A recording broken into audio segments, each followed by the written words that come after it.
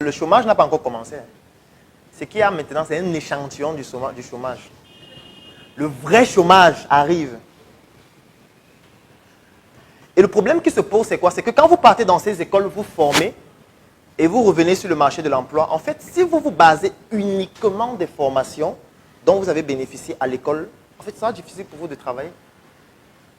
Puisque vous n'êtes pas différent de tous les autres qui sont déjà là, qui étaient même majors. Ils étaient meilleurs que vous à l'école. Donc, s'il faut même choisir, vous savez que s'il faut même qu'on prenne les meilleurs, vous serez peut-être sur 1000, vous serez peut-être 996. Donc, même si on veut aller sur le critère compétence, à partir des notes, encore que la compétence n'est pas liée aux notes, mais malheureusement, c'est comme ça qu'on mesure cela, vous ne serez pas sélectionné.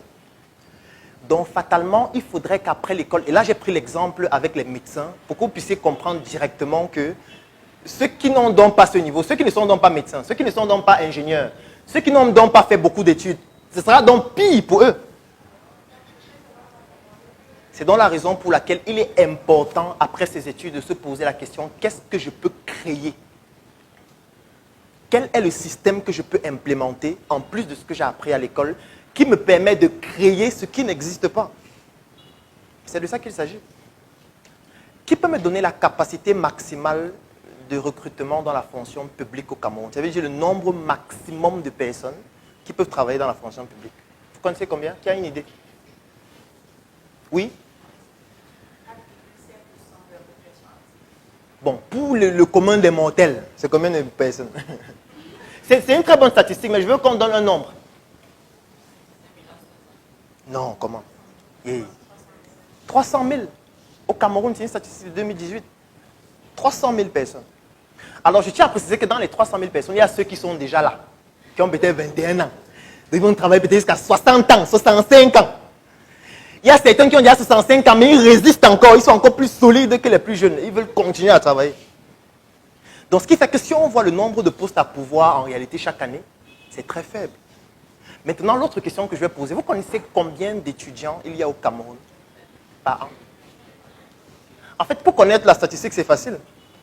Vous vous rappelez juste du nombre d'ordinateurs qu'on voulait distribuer. En fait, c'est à partir de cette statistique qu'on a choisi le nombre d'ordinateurs à distribuer. 500 000. Donc, il y a 500 000 étudiants. Et la capacité maximale de la fonction publique, c'est 300 000 personnes. Et quand je dis 300 000, ça prend en compte les gens qui travaillent déjà, qui vont travailler jusqu'à 65 ans, et le nombre de postes à pouvoir est bien trop faible.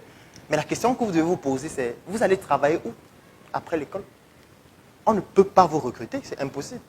Du moins, pas tous. C'est pour ça que si vous observez bien, vous allez vous rendre compte que de plus en plus dans des écoles professionnelles, dans des universités, on insère des cours d'entrepreneuriat. Vous savez pourquoi on met les cours d'entrepreneuriat? En fait, c'est une manière subliminale de dire aux étudiants qu'il n'y a plus de travail. Après la formation, lancez-vous. C'est ça que ça signifie. On ne veut pas seulement dire ça à la télé. Mais les étudiants continuent toujours de faire les CV. Jusqu'à il y a un enseignant qui est expert en CV. Donc il vient au tableau, il fait un module de 4 heures pour vous expliquer comment prendre une belle photo pour son CV. Comment bien noter les stages qu'on a eu à faire. Comment présenter ses autres compétences pour que le recruteur, quand il regarde ça, il dit « Waouh, voilà la personne qu'il me faut ». En fait, les recruteurs ne lisent plus les CV. Je prends l'exemple, moi je ne lis pas le CV. C'est une perte de temps. Donc si vous comptez uniquement sur vos compétences scolaires pour vous en sortir sur le plan professionnel, en fait, vous êtes mort. Vous êtes mort d'avance.